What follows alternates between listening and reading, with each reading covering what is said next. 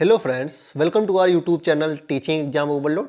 दोस्तों, आज के सेशन के अंतर्गत आपकी जो सीटेट दिसंबर 2023 की क्लासेस चलती हैं उसमें आज आपकी एसएसटी की नेक्स्ट क्लास है, जिसमें आज हम क्लास 7 पॉलिटी के चैप्टर नंबर 1 को पढ़ेंगे। आज हम क्लास 7 पॉलिटी के चैप्टर नंबर 1 को पढ़ेंगे। अब आपका प्रश्न बनेगा कि आपने क्लास 6 की जो पॉलिटी कराई है उसमें केवल 7 चैप्टर करवाए हैं, 8 और 9 चैप्टर को क्यों नहीं करवाया? तो इसको इसलिए नहीं करवाया गया क्योंकि इसमें कोई इंपॉर्टेंट पॉइंट्स नहीं थे जो आपके लिए इंपॉर्टेंट है। लेकिन क्लास 7 की अब जो क्लासेस चलेंगी, क्लास 7 पॉलिटी की, इसमें बहुत सारे इंपॉर्टेंट पॉइंट्स हैं।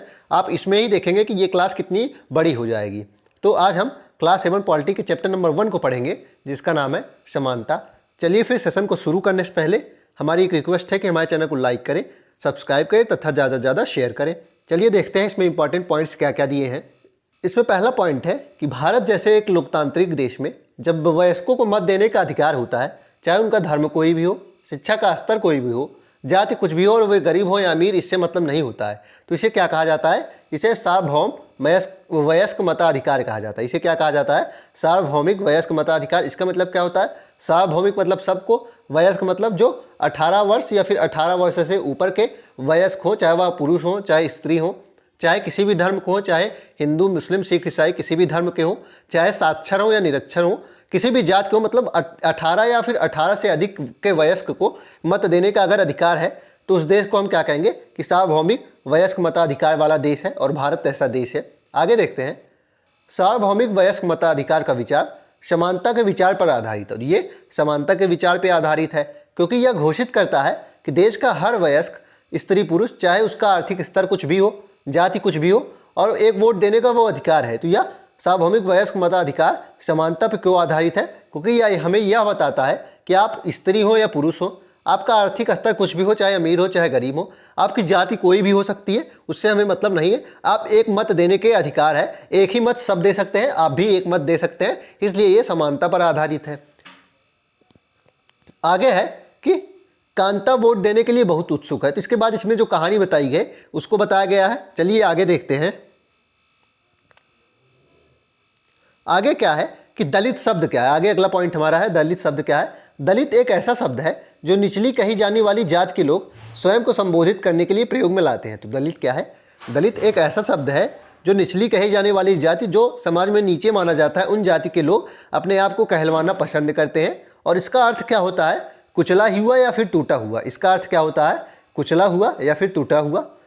और इस शब्द का इस्तेमाल दलित यह संकेत करते हैं कि पहले भी उनके साथ बहुत भेदभाव होता था और आज भी हो रहा है। तो इस शब्द का प्रयोग क्यों करते हैं दलित? क्योंकि वह यह दिखाना चाहते हैं कि उनके साथ पहले भी बहुत भेदभाव होता था और आज भी हो रहा है। आगे देखते हैं। आगे बहुत इंपॉर्टेंट है, आगे के जो पॉइंट है बहुत इंपॉर्टेंट है, पेपर में लगातार आता है। ओम प्रकाश वाल्मीकि के बारे में इनकी रचना पूछी जाती है, जो कि है जूठन। ध्यान रखिएगा, इनकी रचना कौन सी है? जूठन है। चलिए देखते हैं। ओम प्रकाश वाल्मीकि एक प्रसिद्ध दलित लेखक हैं। अपनी आत्मकथा जूठन में वे लिखते हैं। उनकी आत्मकथा कौन सी है? जूठन है। उसमें इन्होंने क्या बताया है कि स्कूल में दूसरों से दूर बैठना पड़ता था उन्हें, वह भी ज़मीन पर। अपने बैठने की जगह तक आते आते चटाई छोटी पड़ जाती थी, और उनके ज़मीन पर जगह आते आते तक चटाई छोटी पड़ जाती थी। कभी कभी तो एकदम पीछे दरवाजे के पास बैठना पड़ता था, और कभी कभी एकदम दरवाजे के पास बैठना पड़ता था जहाँ से बोर्ड पर लिखे हुए अक्षर धुंधले दिखाई पड़ते थे, और यहाँ से बोर्ड पर लिखे अक्षर धुंधले दिखाई पड़ते थे। कभी कभी बिना कारण पिटाई भी हो जाती थी, क्योंकि वे कौन थे? वे दलित थे, इसलिए कभी कभी उनकी बिना कारण पिटाई भी कर देते थे। कौन? टीचर्स। जब वे कक्षा 4 में थे, प्रधानाध्यापक ने ओम प्रकाश से स्कूल और खेल के मैदान में झाड़ू लगाने को कहा था। तो जब वो कक्षा 4 में थे तो प्रधानाध्यापक ने ओम प्रकाश से स्कूल और कक्षा में झाड़ू लगाने को बोला गया। वे लिखते हैं कि लंबा चौड़ा मैदान मेरे वजूद से कई गुना बड़ा था। वो लिखते हैं कि इतना लंबा चौड़ा मैदान था जो मेरे ताकत से कई गुना बड़ा था, मेरी हिम्मत से कई गुना बड़ा था, जिसे साफ करने से मेरी कमर दर्द करने लगी। धूल से चेहरा सिर अट गया। धूल से पूरा जो चेहरा था और पूरी जो शरीर थी वह धूल से भर गई। मुंह के भीतर धूल घुस गई। मेरी कक्षा में बाकी बच्चे पढ़ रहे थे और मैं झाड़ू लगा रहा था। उनकी कक्षा में, ओम प्रकाश वाल्मीकि की कक्षा में सब पढ़ रहे थे और ये झाड़ू लगा रहे थे। हेडमास्टर अपने कमरे में बैठे थे लेकिन निगाह मुझ पर टिकी थी। और हेडमास्टर अपने कमरे में बैठे थे लेकिन निगाह इन पर टिकी थी। किस पे? ओम प्रकाश वाल्मीकि पे। आगे है कि पानी पीने तक की इजाज़त भी नहीं दी गई। उन्हें एक पानी पीने की भी इजाज़त नहीं दी गई और पूरा दिन झाड़ू लगाता रहा। वाह वाह, ओम प्रकाश वाल्मीकि पूरे दिन झाड़ू लगाते रहे। स्कूल के कमरों की खिड़कियाँ, दरवाजों से मास्टर और लड़कों की आंखें छिपकर तमाशा देख रही थी, और जो बच्चे थे इनके साथ के क्लासमेट्स भी इनको देख रहे थे छिपकर। ओम प्रकाश अगले 2 दिन तक स्कूल और खेल के मैदान में झाड़ू लगवाई जाती है, और ओम प्रकाश से अगले 2 दिन तक स्कूल और खेल के मैदान में झाड़ू लगवाई जाती रही। आगे है, यह क्रम तभी रुका जब उधर से गुजरते हुए उसके पिता ने अपने बेटे को झाड़ू लगाते देख लिया। और यह क्रम कब टूटा, यह सीरीज कब टूटी, जब उधर से गुजरते हुए उनके पिता ने इसको देख लिया कि मेरा बेटा पढ़ाई नहीं झाड़ू लगा रहा है। उन्होंने शिक्षकों को साहसपूर्ण सामना किया, उन्होंने शिक्षकों का साहसपूर्ण डट के सामना किया, और ओम प्रकाश का हाथ पकड़कर स्कूल से बाहर जाते जाते ऊंचे स्वर में सबको सुनाते हुए कहा, मास्टर हो इसलिए जा रहा हूँ, पर इतना याद रखिएगा मास्टर, ये यहीं पढ़ेगा इसी मदरसे में। और उन्होंने ये कहा कि ये यहीं पढ़ेगा और इसी मदरसे में पढ़ेगा, और यो नहीं इसके बाद और भी आएंगे पढ़ने को। और उन्होंने अपनी भाषा में कहा, ये ही नहीं और भी मेरी जात के पढ़ने वाले आएंगे। तो इसमें इंपॉर्टेंट क्या है, ओम प्रकाश की आत्मकथा पूछी जाती है, कौन सी है, तो वह जूठन हो जाएगी। कौन सी है, वह जूठन है, ध्यान रखिएगा। यह कौन सी कथा है, जूठन है, इसमें इन्होंने अपनी व्यथा बताई थी। आगे देखते हैं, आगे है कि भारतीय संविधान सब व्यक्तियों को समान समझता है। अगला पॉइंट हमारा है कि भारतीय संविधान सब व्यक्तियों को समान समझता है। इसका अर्थ है कि देश के व्यक्ति चाहे वे पुरुष हो या स्त्री, किसी भी जाति, धर्म, शैक्षिक और आर्थिक पृष्ठभूमि से संबंध रखते हो, वे सब समान माने जाएंगे। ध्यान रखिएगा, भारतीय संविधान सभी व्यक्तियों को समान समझता है, चाहे वह किसी भी पृष्ठभूमि से आते हों। आगे देखते हैं, आगे है कि समानता को स्थापित करने के लिए संविधान में जो प्रावधान है उनमें से कुछ निम्नलिखित है। प्रथम, कानून की दृष्टि से हर व्यक्ति समान है, और ये किस में बताया जाता है, ये आर्टिकल 14 में बताया जाता है। आर्टिकल में 14 में समानता की बात की गई है कि कानून की दृष्टि से सब व्यक्ति समान है। इसका तात्पर्य यह है कि हर व्यक्ति को देश के राष्ट्रपति से लेकर कांता जैसी घरेलू काम की नौकरी करने वाली महिला तक सभी को एक ही जैसे कानून का पालन करना पड़ेगा। और इसका मतलब क्या है कि आप किसी भी पृष्ठभूमि से आते हो, भारत देश में सबके लिए एक समान कानून लागू होगा।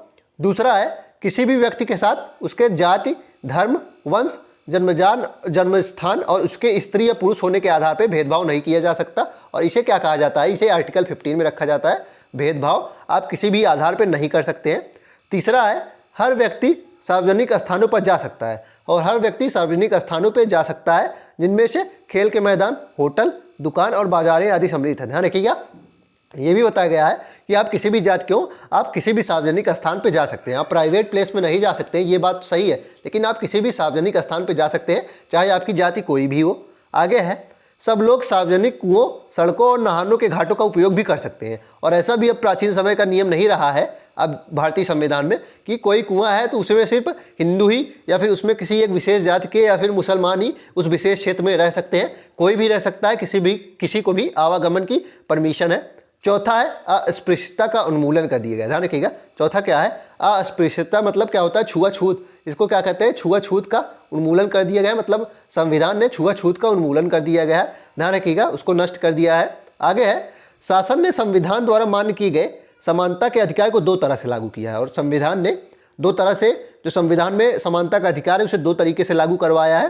पहला है कानून के द्वारा, है, और दूसरा है सरकार की योजनाओं व कार्यक्रमों द्वारा सुविधाहीन समाजों की मदद से। दूसरा क्या है, सरकार की योजनाओं और कार्यक्रमों द्वारा सुविधाहीन समाजों की मदद करके समानता के अधिकार को लागू करवाया है। आगे मध्याह्न भोजन की व्यवस्था, जो मिड डे मील मिलती है उसको बारे में बताया गया है। मिड डे मील, ध्यान रखिएगा, 15 अगस्त इसे चालू कब किया गया था, 15 अगस्त और 1995। ध्यान रखिएगा, इसे चालू 15 अगस्त 1995 को किया गया था। और मिड डे मील के बारे में बताया गया है। इसमें एक इंपॉर्टेंट पॉइंट है कि इसको लागू करने वाला सर्वप्रथम राज्य तमिलनाडु था। और बाकी तो आप मिड डे मील के बारे में जानते ही हैं कि इसमें क्या होता है कि दोपहर का जो भोजन है, जो पढ़ने वाले बच्चे होते हैं, जो सरकारी विद्यालयों में पढ़ने वाले बच्चे होते हैं, उन्हें दोपहर का भोजन स्कूल में ही दिया जाता है, जिससे उनकी जो कुपोषण की जो प्रॉब्लम आ रही है जो समाज में, वो भी दूर हो सके और शिक्षा लेने के लिए भी प्रेरित हो। तो इसमें इंपॉर्टेंट पॉइंट यही था। इसको बाकी आपको तो पता ही होगा। इसमें इंपॉर्टेंट पॉइंट ये है कि सर्वप्रथम लागू करने वाला राज्य तमिलनाडु है। आगे देखते हैं, आगे अगला पॉइंट है रोजा पार्क्स के बारे में दिया गया है। ध्यान रखिएगा, आगे अगला पॉइंट रोजा पार्क्स के बारे में दिया गया है। ये एक अफ्रीकी अमेरिकन औरत थी, ये एक अफ्रीकी अमेरिकन औरत थी। देखिए इसका फिगर इनका बनाया गया है।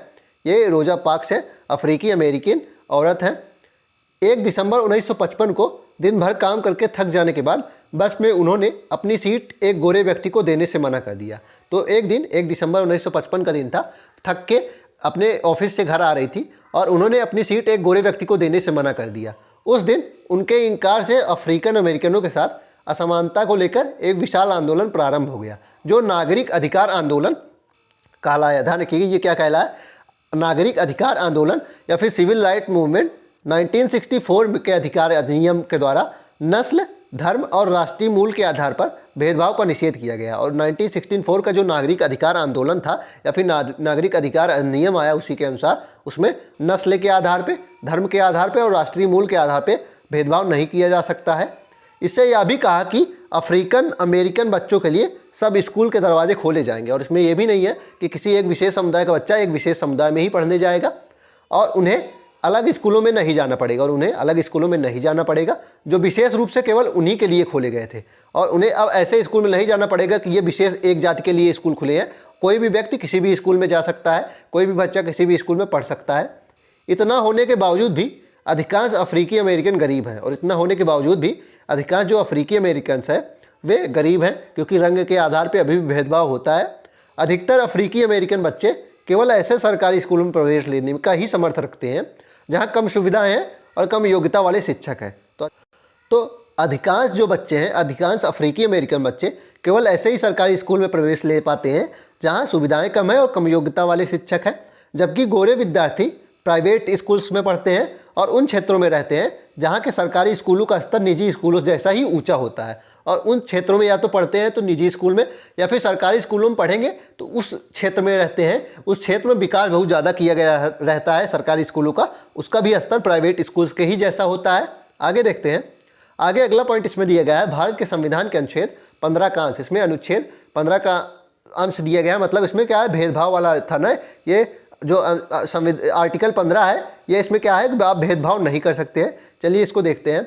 धर्म, मूल वंश, जाति, लिंग या जन्म स्थान के आधार पर विभेद का प्रतिषेध इसमें किया गया। मतलब धर्म के आधार पे कि आप हिंदू हैं, मुस्लिम हैं, इसके आधार पे आप भेदभाव नहीं कर सकते हैं। मूल वंश के आधार पे, जाति या लिंग और जन्म स्थान के आधार पर भी भेदभाव नहीं कर सकते हैं। पहला है, राज्य किसी नागरिक के विरुद्ध केवल धर्म, मूल वंश, जाति, लिंग, जन्म स्थान या इनमें से किसी के आधार पर कोई विभेद नहीं करेगा। मतलब राज्य सभी को समान नज़र से देखेगा। अगर एक अपराध की एक सज़ा किसी एक व्यक्ति के लिए है तो दूसरे समुदाय के व्यक्ति के लिए भी उस अपराध की सज़ा वही होगी। दूसरा है, कोई नागरिक केवल धर्म, मूल वंश, जाति, लिंग, जन्मस्थान या इनके में से किसी के आधार पे दुकानों, सार्वजनिक भोजनालयों, मतलब किसी सार्वजनिक स्थान पे जाने से रोक नहीं सकता है। या फिर पूर्णतया या भागता राजनिधि से पोषित या साधारण जनता के प्रयोग के लिए जो कुएं हैं, जो तालाब हैं और इनके भी प्रयोग से रोक नहीं सकता। तो ये सब आर्टिकल 15 में बताया गया है, ध्यान रखिएगा, ये आर्टिकल 15 में बताया गया है। चलिए फिर इसी के साथ आज के सेशन को हम समाप्त करते हैं। आशा करता हूँ कि आपको यह सेशन पसंद आया होगा। अगर आप इसी तरह के अन्य सेशन भी देखना चाहते हैं तो हमारी YouTube चैनल को लाइक करें, सब्सक्राइब करें तथा ज़्यादा से ज़्यादा शेयर करें। साथ ही अगर आप इसकी PDF प्राप्त करना चाहते हैं तो हमारे टेलीग्राम चैनल का लिंक डिस्क्रिप्शन बॉक्स में है, आप उसको ज्वाइन कर लीजिए, आपको सारी PDF वहीं मिलेंगी। चलिए फिर, धन्यवाद।